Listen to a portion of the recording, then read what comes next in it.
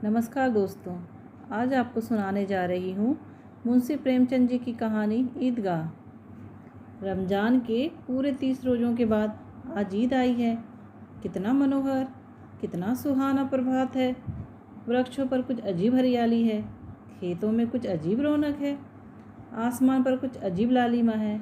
आज का सूर्य देखो, कितना प्यारा, कितना शीतल है, मानो संसार को ईद की बधाई दे रहा है। गांव में कितनी हलचल है। ईदगाह जाने की तैयारियां हो रही है। किसी के कुर्ते में बटन नहीं है, पड़ोस के घर से सुई धागा लेने दौड़ा जा रहा है। किसी के जूते कड़े हो गए हैं, उनमें तेल डालने के लिए तेली के घर भागा जा रहा है। जल्दी जल्दी बैलों को सानी पानी दे दे, ईदगाह से लौटते लौटते दोपहर हो जाएगी। 3 कोस का पैदल रास्ता, फिर सैकड़ों आदमियों से मिलना है। दोपहर के पहले लौटना असंभव है। लड़के सबसे ज़्यादा प्रसन्न हैं। किसी ने 1 रोज़ा रखा है, वह भी दोपहर तक, किसी ने वह भी नहीं। लेकिन ईदगाह जाने की खुशी उनके हिस्से की चीज़ है। रोज़ बड़े बूढ़ों के लिए होंगे, इनके लिए तो ईद है। रोज़ ईद का नाम रटते थे, आज वह आ गई। अब जल्दी पड़ी है कि लोग ईदगाह क्यों नहीं चलते। इन्हें गृहस्थी की चिंताओं से क्या प्रयोजन। सेवैयों के लिए दूध और शक्कर घर में है या नहीं, इनकी भला से। ये तो सेवैयाँ खाएंगे। ये क्या जाने कि अब्बा जान क्यों बदहवास चौधरी कायम अली के घर दौड़े जा रहे हैं। इन्हें क्या खबर कि चौधरी आज आंखें बदल ले तो यह सारी ईद मुहर्रम हो जाए। उनकी अपनी जेबों में तो कुबेर का धन भरा हुआ है। बार बार जेब से अपना खजाना निकाल कर गिनते और खुश होकर फिर से रख लेते। महमूद गिनता है, 1 2 10 12। उसके पास 12 पैसे हैं। मोहसिन के पास 1 2 3 8 9 15 पैसे हैं। इन्हीं अनगिनती पैसों में अनगिनत चीज़ें लाएंगे, खिलौने, मिठाइयाँ, बिगुल, गेंद और ना जाने क्या क्या। सबसे ज़्यादा प्रसन्न है हामिद। वह 4-5 साल का गरीब सूरत दुबला पतला लड़का, जिसका बाप गत वर्ष हेजे की भेंट हो गया और माँ न जाने क्यों पीली होती एक दिन मर गई। किसी को पता न चला क्या बीमारी है। कहती भी तो कौन सुनने वाला था। दिल पर जो कुछ बीतती थी वह दिल में ही सहती, और जब ना सहा गया तो संसार से विदा हो गई। अब हामिद अपनी बूढ़ी दादी अमीना की गोद में सोता है और उतना ही प्रसन्न है। उसके अब्बा जान रुपए कमाने गए हैं, बहुत सी थैलियाँ लेकर आएंगे। अम्मी जान अल्लाह मियाँ के घर से उसके लिए बड़ी बड़ी अच्छी चीज़ें लाने गई हैं, इसलिए हामिद प्रसन्न है। आशा तो बड़ी चीज़ है, और फिर बच्चों की आशा, उनकी कल्पना तो राई का पर्वत बना लेती है। हामिद के पाँव में जूते नहीं हैं, सिर पर एक पुरानी धुरानी टोपी है जिसका गोटा काला पड़ गया है। फिर भी वह प्रसन्न है। जब उसके अब्बा जान थैलियाँ और अम्मी जान नियामत लेके आएगी तो वह दिल के अरमान निकाल लेगा। तब देखेगा महमूद, मोहसिन, नूरे और सम्मी कहाँ से उतने पैसे निकालेंगे। अभागिन अमीना अपनी कोठरी में बैठी रो रही है। आज ईद का दिन और उसके घर में दाना नहीं। आज आबिद होता तो क्या इसी तरह ईद आती और चली जाती। इस अंधकार और निराशा में वह डूबी जा रही थी। किसने बुलाया था इस निगोड़ी ईद को। इस घर में उसका काम नहीं है, लेकिन हामिद, उसे किसी के मरने जीने से क्या मतलब। उसके अंदर प्रकाश है, बाहर आशा। विपत्ति अपना सारा दल बल लेकर आए, हामिद की आनंद भरी चितवन उसका विध्वंस कर देगी। हामिद भीतर जाकर दादी से कहता है, तुम डरना नहीं अम्मा, मैं सबसे पहले आऊँगा, बिल्कुल ना डरना। अमीना का दिल कचोट रहा है। गांव के बच्चे अपने अपने बाप के साथ जा रहे हैं। हामिद का बाप अमीना के सिवा और कौन है। उसे कैसे अकेले मेले जाने दे। उस भीड़ भाड़ में बच्चा कहीं खो जाए तो क्या हो। नहीं, अमीना उसे यूँ ना जाने देगी। नन्ही सी जान, 3 कोस चलेगा कैसे। पैर में छाले पड़ जाएंगे। जूते भी तो नहीं है। वह थोड़ी थोड़ी दूर पर उसे गोद ले लेगी, लेकिन यहाँ सेवैया कौन पकाएगा। पैसे होते तो लौटते लौटते सब सामग्रियाँ जमा करके चटपट बना लेती। यहाँ तो घंटों चीज़ें जमा करते लगेंगे। मांग ही का तो भरोसा ठहरा। उस दिन फईमन के कपड़े सिए थे, 8 आने पैसे मिले थे। उस अठन्नी को ईमान की तरह बचाती चली आती थी इसी ईद के लिए। लेकिन कल गलावन सिर पर सवार हो गई तो क्या करती? हामिद के लिए कुछ नहीं है तो 2 पैसे का दूध तो चाहिए ही। अब तो कुल 2 आने पैसे बचे हैं। 3 पैसे हामिद की जेब में, 5 अमीना के बटुए में। यही तो बिसात है और ईद का त्यौहार। अल्लाह ही बेड़ा पार लगाए। धोबन और नाई और मेहतरानी और चूड़ी हारिन सभी तो आएगी। सभी को सिवैया चाहिए और थोड़ा किसी की आँखों नहीं लगता। किस किस से मुँह चुराएगी? और मुँह क्या चुराए? साल भर का त्यौहार है, ज़िंदगी खैरियत से रहे। उनकी तकदीर भी तो उसी के साथ है। बच्चे को खुदा सलामत रखे। ये दिन भी कट जाएंगे। गांव से मेला चला और बच्चों के साथ हामिद भी जा रहा था। कभी सब के सब दौड़ कर आगे निकल जाते, फिर किसी पेड़ के नीचे खड़े होकर साथ वालों का इंतज़ार करते। ये लोग क्यों इतना धीरे धीरे चल रहे हैं? हामिद के पैरों में तो जैसे पर लग गए हैं। वह कभी थक सकता है? शहर का दामन आ गया। सड़क के दोनों ओर अमीरों के बगीचे हैं। पक्की 4 दीवारी बनी हुई है। पेड़ों में आम और लीचियाँ लगी हुई है। कभी कभी कोई लड़का कंकड़ी उठाकर आम पर निशाना लगाता है। माली अंदर से गाली देता हुआ निकलता है। लड़के वहाँ से एक फलांग पर हैं, खूब हंस रहे हैं। माली को कैसे उल्लू बनाया? बड़ी बड़ी इमारतें आने लगी। यह अदालत है, यह कॉलेज है, यह क्लब घर है। इतने बड़े कॉलेज में कितने लड़के पढ़ते होंगे? सब लड़के नहीं हैं जी, बड़े बड़े आदमी हैं। सच, उनकी बड़ी बड़ी मूछें हैं। इतने बड़े हो गए, अभी तक पढ़ने जाते हैं। ना जाने कब तक पढ़ेंगे और क्या करेंगे इतना पढ़कर। हामिद के मदरसे में 2-3 बड़े बड़े लड़के हैं, बिल्कुल 3 कौड़ी के। रोज़ मार खाते हैं, काम से जी चुराने वाले। इस जगह भी उसी तरह के लोग होंगे और क्या। क्लब घर में जादू होता है। यहाँ मुर्दे की खोपड़ियाँ दौड़ती हैं और बड़े बड़े तमाशे होते हैं, पर किसी को अंदर नहीं जाने देते। और यहाँ शाम को साहब लोग खेलते हैं, बड़े बड़े आदमी खेलते हैं। मूंछों दाढ़ी वाले और मैमें खेलती हैं। सच, हमारी अम्मा को वह दे दो, क्या नाम है, बेट, तो उसे ना पकड़ ही न सके, घुमाते ही लुढ़क न जाए। महमूद ने कहा, हमारी अम्मी जान का तो हाथ कांपने लगे, अल्लाह कसम। मोहसिन बोला, अम्मी मनो आटा पीस डालती है, ज़रा सा बेट पकड़ लेगी तो हाथ कांपने लगे। सैकड़ों घड़े पानी रोज़ निकालती है, 5 घड़े तो मेरी भैंस पी जाती है। किसी मैम को एक घड़ा पानी भरना पड़े तो आंखों तले अंधेरा आ जाए। महमूद बोला, लेकिन दौड़ती तो नहीं, उछल कूद तो नहीं सकती। मोहसिन बोला, हाँ उछल कूद नहीं सकती, लेकिन उस दिन मेरी गाय खुल गई थी और चौधरी के खेत पर जा पड़ी तो अम्मा इतनी तेज़ दौड़ी कि मैं उन्हें ना पा सका। सच। आगे चलें। हलवाइयों की दुकानें शुरू हुई। आज खूब सजी हुई थी। इतनी मिठाइयाँ कौन खाता है? देखो ना, एक एक दुकान पर मनो होगी। सुना है रात को जिन्नात आकर खरीद ले जाते हैं। अब्बा कहते थे कि आधी रात को एक आदमी हर दुकान पर जाता है और जितना माल बचा होता है वह तुलवा लेता है और सचमुच के रुपये देता है। बिल्कुल ऐसे ही रुपये। हामिद को यकीन न आया, ऐसे रुपये जिन्नात को कहाँ से मिल जाएंगे। मोहसिन ने कहा, जिन्नात को रुपये की क्या कमी, जिस खजाने में चाहे चले जाए, लोहे के दरवाजे तक उन्हें नहीं रोक सकते जनाब। आप हैं किस फेर में? हीरे जवाहरात तक उनके पास रहते हैं। जिससे खुश हो गए उसे टोकरों जवाहरात दे दिए।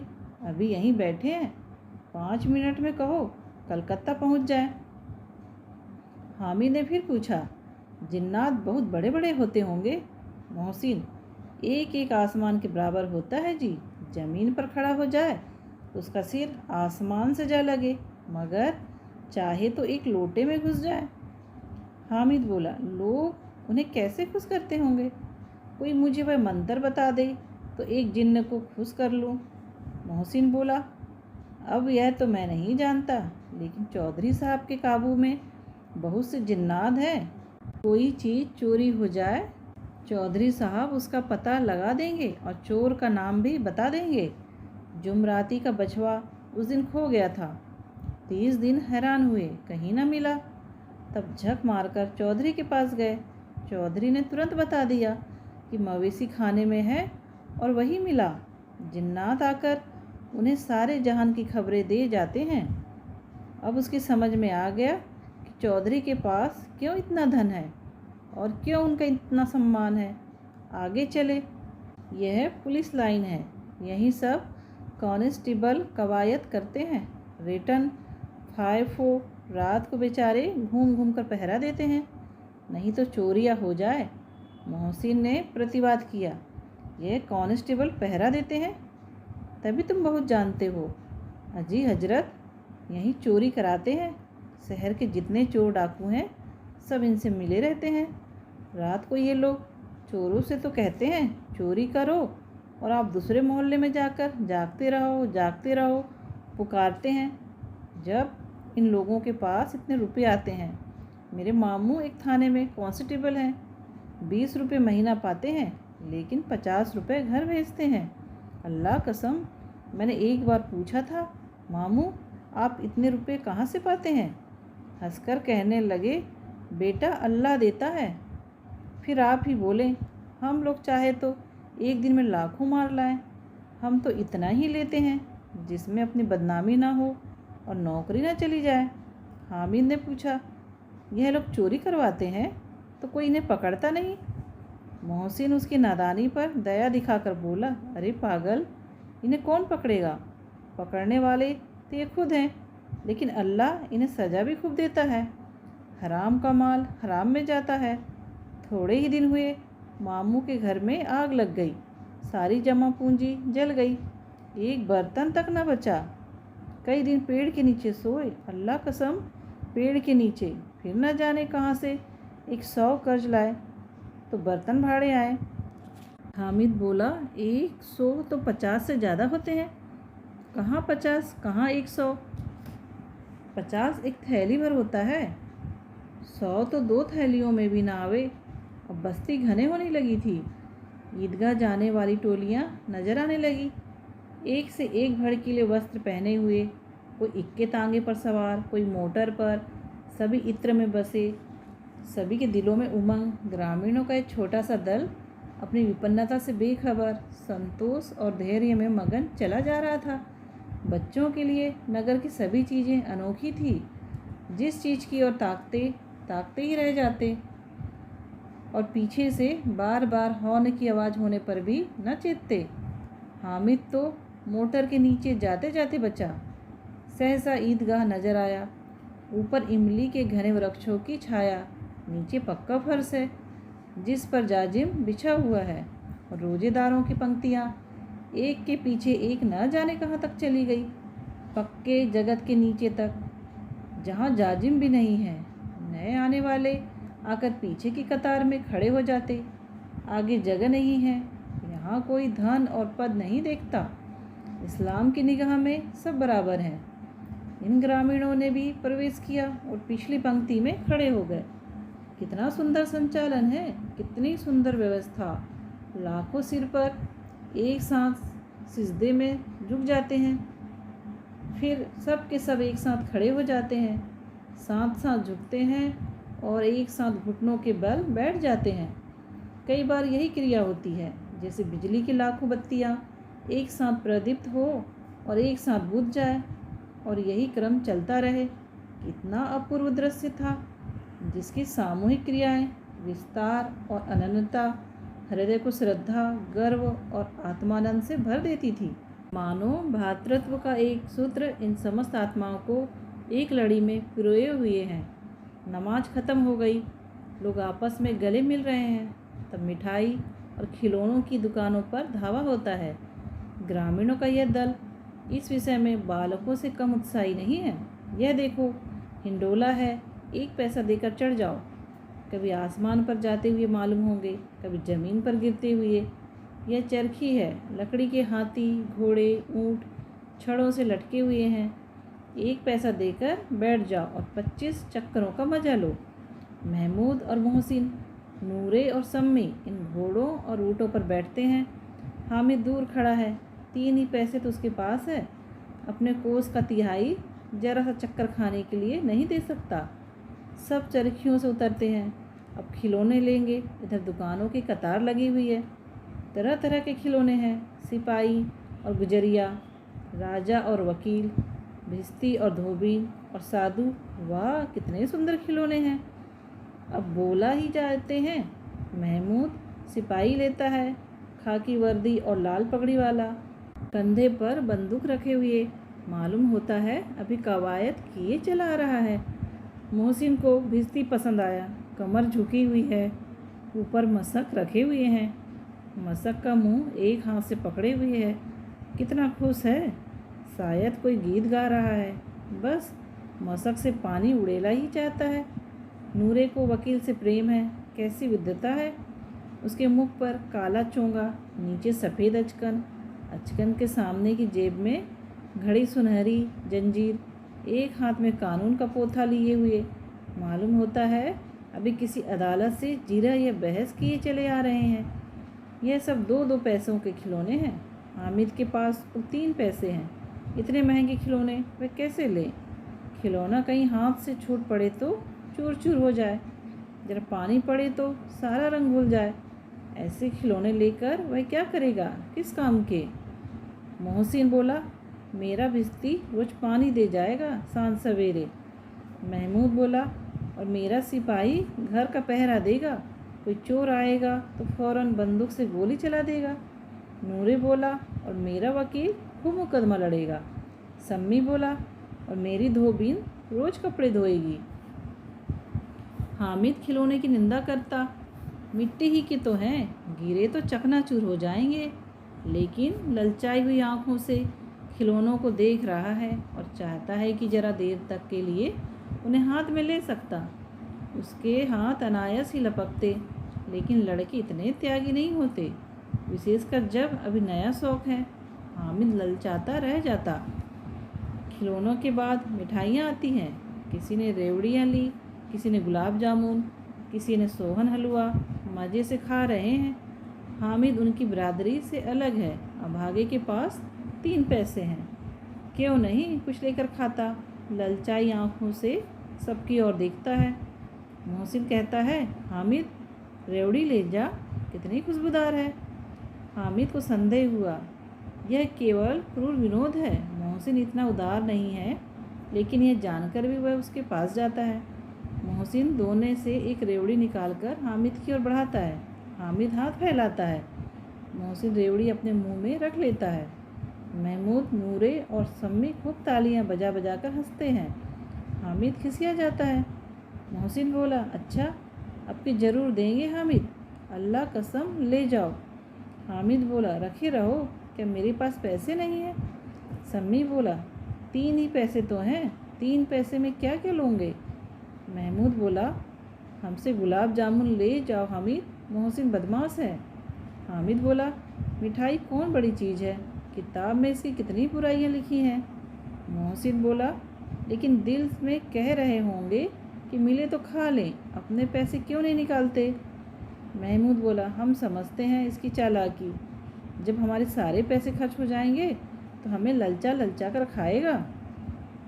मिठाइयों के बाद कुछ दुकानें लोहे की चीज़ों की, कुछ गिल्ड और कुछ नकली गहनों की। लड़कों के लिए यहाँ कोई आकर्षण न था, वह सब आगे बढ़ जाते हैं। हामिद लोहे की दुकान पर रुक जाता है। कई चिमटे रखे हुए थे। उसे ख्याल आया, दादी के पास चिमटा नहीं है। तवे से रोटियां उतारती है तो हाथ जल जाता है। अगर वह चिमटा ले जाकर दादी को दे दे तो वह कितनी खुश होगी, फिर उनकी उंगलियां कभी नहीं जलेगी। घर में एक काम की चीज़ हो जाएगी। खिलौने से क्या फ़ायदा, व्यर्थ में पैसे खराब होते हैं। ज़रा देर ही तो खुशी होती है, फिर तो खिलौनों को कोई आँख उठाकर नहीं देखता, या तो घर पहुँचते पहुँचते टूट फूट का बराबर हो जाएंगे। यह छोटे बच्चे जो मेले में नहीं आए हैं, जिद करके ले लेंगे और तोड़ डालेंगे। चिमटा कितने काम की चीज़ है। रोटियां तवे से उतार लो, चूल्हे में सेक लो। कोई आग मांगने आए तो चटपट चूल्हे से आग निकाल कर उसे दे दो। अम्मा बेचारी को कहाँ फुर्सत है कि बाजार आए, और इतने पैसे ही कहाँ मिलते हैं। रोज़ हाथ जला लेती है। हामिद के साथ ही आगे बढ़ गए। सबील पर सब के सब शरबत पी रहे हैं। देखो सब कितने लालची हैं, कितनी मिठाइयाँ ली, मुझे किसी ने एक भी ना दी। उस पर कहते हैं मेरे साथ खेलो, मेरा यह काम करो। अब अगर किसी ने कोई काम करने को कहा तो पूछूंगा, खाए मिठाइयाँ, आप मुंह सड़ेगा, ओड़े फुंसियाँ निकलेगी, आप ही जबान चटोरी हो जाएगी। तब घर के पैसे चुराएंगे और मार खाएंगे। किताब में झूठी बातें थोड़ी ही लिखी हैं। मेरी जबान क्यों खराब होगी। अम्मा चिमटा देखते ही दौड़कर मेरे हाथ से ले लेगी और कहेगी, मेरा बच्चा अम्मा के लिए चिमटा लाया है, हजारों दुआएं देगी। फिर पड़ोस की औरतों को दिखाएगी। सारा गांव में चर्चा होने लगेगी, हामिद चिमटा लाया है, कितना अच्छा लड़का है। इन लोगों के खिलौनों पर कौन इन्हें दुआएं देगा। बड़ों की दुआएं सीधे अल्लाह के दरबार में पहुंचती है और तुरंत सुनी जाती है। मेरे पास पैसे नहीं हैं, तभी तो मोहसिन और महमूद यूँ मिजाज दिखाते हैं। मैं भी इनसे मिजाज दिखाऊंगा। खेले खिलौने और खाए मिठाइयाँ। मैं नहीं खेलता खिलौने, किसी का मिजाज क्यों सहूँ। मैं गरीब सही, किसी से कुछ मांगने तो नहीं जाता। आखिर अब्बा जान कभी न कभी आएंगे, अम्मा भी आएगी ही। फिर इन लोगों से पूछूंगा कितने खिलौने लोगे। एक एक को टोकरियाँ खिलौने दूँ और दिखा दूँ कि दोस्तों के साथ इस तरह सलूक किया जाता है। यह नहीं कि एक पैसे की रेवड़ियाँ ली तो चिड़ा चिड़ा कर खाने लगे। सबके सब खूब हंसेंगे कि हामिद ने चिमटा लिया है। हंसे मेरी बला से। उसने दुकानदार से पूछा, ये चिमटा कितने का है। दुकानदार ने उसकी ओर देखा और कोई आदमी साथ न देखकर कहा, यह तुम्हारे काम का नहीं है जी, बिकाऊ नहीं है क्या। बिकाऊ क्यों नहीं है, और यहाँ क्यों लाद लाए हो, तो बताते क्यों नहीं कितने पैसे का है। 6 पैसे लगेंगे। हामिद का दिल बैठ गया। ठीक ठीक 5 पैसे लगेंगे, लेना हो तो लो, नहीं तो चलते बनो।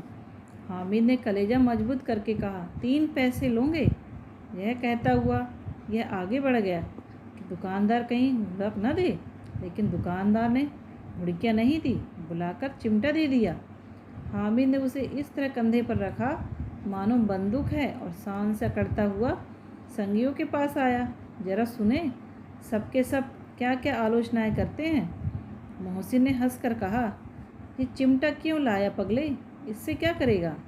हामिद ने चिमटे को ज़मीन पर पटक कर कहा, जरा अपना भिश्ती ज़मीन पर गिरा दो, सारी पसलियाँ चूर चूर हो जाएं बच्चा की। महमूद बोला, तो यह चिमटा कोई खिलौना है। हामिद बोला, खिलौना क्यों नहीं, अभी कंधे पर रखा है, बंदूक हो गई, हाथ में लिया फकीरों का चिमटा हो गया। चाहूँ तो इससे मजीरे का काम ले सकता हूँ। एक चिमटा जमा दूँ तो तुम लोगों के सारे खिलौनों को जान निकल जाए। तुम्हारे खिलौने कितना ही जोर लगाए, वे मेरे चिमटे का बाल भी बांका नहीं कर सकते। मेरा बहादुर शेर है चिमटा। सम्मी ने खंजली ली थी, प्रभावित होकर बोला, मेरी खंजली से बदलोगे, 2 आने की है। हामिद ने खंजली की और उपेक्षा से देखा, मेरा चिमटा चाहे तो तुम्हारी खंजली का पेट फाड़ डाले। एक चमड़े की झिल्ली लगा दी, डब डब बोलने लगी, जरा सा पानी लग जाए तो ख़त्म हो जाए। मेरा बहादुर चिमटा आग में, पानी में, तूफान में बराबर डटा खड़ा रहेगा। चिमटे ने सभी को मोहित कर लिया, लेकिन अब पैसे किसके पास धरे हैं।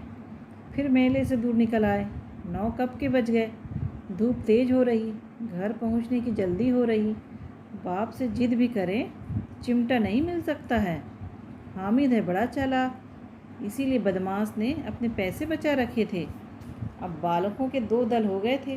मोहसिन, महमूद, सम्मी और नूर एक तरफ हैं, हामिद अकेला दूसरी तरफ। शास्त्रार्थ हो रहा है।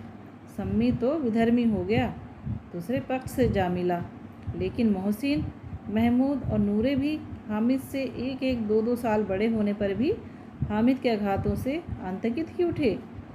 उसके पास न्याय का बल है और नीति की शक्ति। एक और मिट्टी है, दूसरी और लोहा। जो इस वक्त अपने को फौलाद कह रहा है वह अजय है। अजय घातक है। अगर कोई शेर आ जाए तो मियाँ भिश्ती के छक्के छूट जाएं। मियाँ सिपाही मिट्टी की बंदूक छोड़कर भागे। वकील साहब की नानी मर जाए। चोंगे में मुंह छिपाकर ज़मीन पर लेट जाए। मगर ये चिमटा, ये बहादुर, ये रुस्तम हिंद लपक कर शेर की गर्दन पर सवार हो जाएगा और उसकी आंखें निकाल लेगा। मोहसिन ने एड़ी चोटी का जोर लगाकर कहा, अच्छा, पानी तो नहीं भर सकता। हामिद ने चिमटे को सीधा खड़ा करके कहा, भिश्ती को एक डांट लगाएगा तो दौड़ा हुआ पानी लाकर उसके द्वार पर छिड़कने लगेगा। मोहसिन परास्त हो गया, पर महमूद ने कुमक पहुंचाई, अगर बच्चा पकड़े जाए तो अदालत में बंधे बंधे फिरेंगे, तब तो वकील साहब के ही पैरों में पड़ेंगे। हामिद इस प्रबल तर्क का जवाब न दे सका। उसने पूछा, हमें पकड़ने कौन आएगा? नूरे ने अकड़ कर कहा, यह सिपाही बंदूक वाला। हामिद ने मुंह चिढ़ाकर कहा, यह बेचारे हम बहादुर रुस्तम हिंद को पकड़ेंगे? अच्छा, लाओ, अभी जरा कुश्ती हो जाए, इसकी सूरत देखकर दूर से भागेंगे। पकड़ेंगे क्या बेचारे? मोहसिन को एक नई चोट सूझ गई। तुम्हारे चिमटे का मुंह रोज आग से जलेगा। उसने समझा था कि हामिद लाजवाब हो जाएगा, लेकिन यह बात न हुई। हामिद ने तुरंत जवाब दिया, आग में बहादुर ही कूदते हैं जनाब। तुम्हारे यह वकील सिपाही और भिश्ती लौंडियों की तरह घर में घुस जाएंगे। आग में कूदना वह काम है जो रुस्तम हिंद ही कर सकता है। महमूद ने एक और जोर लगाया, वकील साहब कुर्सी मेज पर बैठेंगे, तुम्हारा चिमटा तो बावर्ची खाने में ज़मीन पर पड़ा रहेगा। इस तर्क ने सम्मी और नूरे को भी सजीव कर दिया। कितने ठिकाने की बात कही है पट्टे ने। चिमटा बावर्ची खाने में पड़े रहने के सिवा और क्या कर सकता है? हामिद को कोई फड़कता हुआ जवाब न सूझा तो उसने धांधली शुरू की, मेरा चिमटा बावर्ची खाने में नहीं रहेगा। वकील साहब कुर्सी पर बैठेंगे तो जाकर उन्हें ज़मीन पर पटक देगा और उनका कानून उनके पेट में डाल देगा। बात कुछ बनी नहीं, खासी गाली गलौज थी। कानून को पेट में डालने वाली बात छा गई। ऐसी छा गई कि तीनों सुरमा मुंह ताकते रह गए, मानो कोई धेलचा कनकौवा किसी गंडे वाले कनकौवे को काट गया हो। कानून मुंह से बाहर निकलने वाली चीज़ है, उसको पेट के अंदर डाल दिया जाए, बेतुकी सी बात होने पर भी कुछ नयापन रखती है। हामिद ने मैदान मार लिया। उसका चिमटा रुस्तम हिंद है। अब इसमें मोहसिन, महमूद, नूरे, सिम्मी सभी को भी आपत्ति नहीं हो सकती। विजेता को हराने वालों से जो सत्कार मिलना स्वाभाविक है, वह हामिद को भी मिला। औरों ने 3-4 आने पैसे खर्च किए, पर कोई काम की चीज़ न ले सके। हामिद ने 3 पैसे में रंग जमा लिया। सच ही तो है, खिलौनों का क्या भरोसा, टूट फूट जाएंगे। हामिद का चिमटा बरसों बना रहेगा। संगी की शर्त तय होने लगी। मोहसिन ने कहा, जरा अपना चिमटा दो, हम भी देखें, तुम हमारा भिश्ती लेकर देखो। महमूद और नूरे ने भी अपने अपने खिलौने पेश किए। हामिद को इन शर्तों के मानने में कोई आपत्ति न थी। चिमटा बारी बारी से सबके हाथ में गया और उनके खिलौने बारी बारी से हामिद के हाथ में आए। कितने खूबसूरत खिलौने हैं। हामिद ने हारने वालों के आंसू पोंछे। मैं तो तुम्हें चिढ़ा रहा था, सच। ये लोहे का चिमटा भला इन खिलौनों की क्या बराबरी करेगा, मालूम होता है। अब बोले। लेकिन मोहसिन की पार्टी को इस दिलासे से संतोष नहीं होता। चिमटे का सिक्का खूब बैठ गया है। चिपका हुआ टिकट पानी से नहीं छूट रहा है। मोहसिन बोला, लेकिन इन खिलौनों के लिए कोई हमें दुआ तो ना देगा? महमूद बोला, दुआ के लिए फिरते हो, उल्टे मार ना पड़े। अम्मा ज़रूर कहेगी कि मेले में मिट्टी के खिलौने तुम्हें मिले। हामिद को स्वीकार करना पड़ा, खिलौनों को देखकर किसी की माँ इतनी खुश ना होगी जितनी दादी चिमटे को देखकर होगी। पैसों ही में तो उसे सब कुछ करना था और उन पैसों के इस उपयोग पर पछतावे की बिल्कुल ज़रूरत न थी। फिर अब तो चिमटा रुस्तम हिंद है और सभी खिलौनों का बादशाह। रास्ते में महमूद को भूख लगी। उसके बाप ने केले खाने को दिए। महमूद ने केवल हामिद को साजी बनाया। उनके अन्य मित्र मुंह ताकते रह गए। यह उस चिमटे का प्रसाद था। 11 बजे सारे गांव में हलचल मच गई। मेले वाले आ गए। मोहसिन की छोटी बहन ने दौड़कर भिश्ती उसके हाथ से छीन लिया और मारे खुशी के जो उछली तो मियाँ भिश्ती नीचे आ गिरे और परलोक सिधारे। इस पर भाई बहन में मारपीट हुई। दोनों खूब रोए। उनकी अम्मा यह शोर सुनकर बिगड़ी और दोनों को ऊपर से दो दो चांटे और लगाए। मियाँ नूरे के वकील का अंत उसके प्रतिष्ठानुकूल इससे ज़्यादा गौरवमय हुआ। वकील ज़मीन पर या ताक पर तो नहीं बैठ सकता, उसकी मर्यादा का विचार तो करना ही होगा। दीवार में 2 खूंटियाँ गाड़ी गई, उन पर लकड़ी का एक पटरा रखा गया, पटरे पर कागज़ का कालीन बिछाया गया। वकील साहब राजा भोज की भांति सिंहासन पर विराजे। नूरे ने उन्हें पंखा झेलना शुरू किया। अदालतों में खस की चट्टियाँ और बिजली के पंखे रहते हैं, क्या यहाँ मामूली पंखा भी ना हो? कानून की गर्मी दिमाग पर चढ़ जाएगी कि नहीं? बांस का पंखा आया और नूरे हवा करने लगे। मालूम नहीं पंखे की हवा से या पंखे की चोट से वकील साहब स्वर्गलोक या मृत्युलोक में आ रहे हैं और उनका माटी का चोला माटी में मिल गया। फिर बड़े ज़ोर शोर से मातम हुआ और वकील साहब की अस्थि घूर पर डाल दी गई। अब रहा महमूद का सिपाही। उसे चटपट गांव को पहरा देने का चार्ज मिल गया, लेकिन पुलिस का सिपाही कोई साधारण व्यक्ति तो था नहीं जो अपने पैरों चले। वह पालकी पर चलेगा। एक टोकरी आई, उसमें कुछ लाल रंग के फटे पुराने चिथड़े बिछाए गए जिसमें सिपाही साहब आराम से लेटे। नूरे ने यह टोकरी उठाई और अपने दौर पर चक्कर लगाने लगे। उनके दोनों छोटे भाई सिपाही की तरफ से छोने वाले जागते रहो पुकारते चलते हैं, मगर रात तो अंधेरी ही होनी चाहिए। महमूद को ठोकर लग जाती है, टोकरी उसके हाथ से छूटकर गिर पड़ती है और मियाँ सिपाही अपनी बंदूक लिए ज़मीन पर आ जाते हैं और उनकी एक टांग में विकार आ जाता है। महमूद को आज ज्ञात हुआ कि वह अच्छा डॉक्टर है। उसको ऐसा मरहम मिल गया जिससे वह टूटी टांग को आनन फानन जोड़ सकते हैं। केवल गूलर का दूध चाहिए, गूलर का दूध आता है, टांग जोड़ दी जाती है। लेकिन सिपाही को ज्यों ही खड़ा किया जाता है, टांग जवाब दे जाती है। शल्य क्रिया असफल हुई, तब उसकी दूसरी टांग भी तोड़ दी जाती है। अब कम से कम एक जगह आराम से बैठ तो सकता है।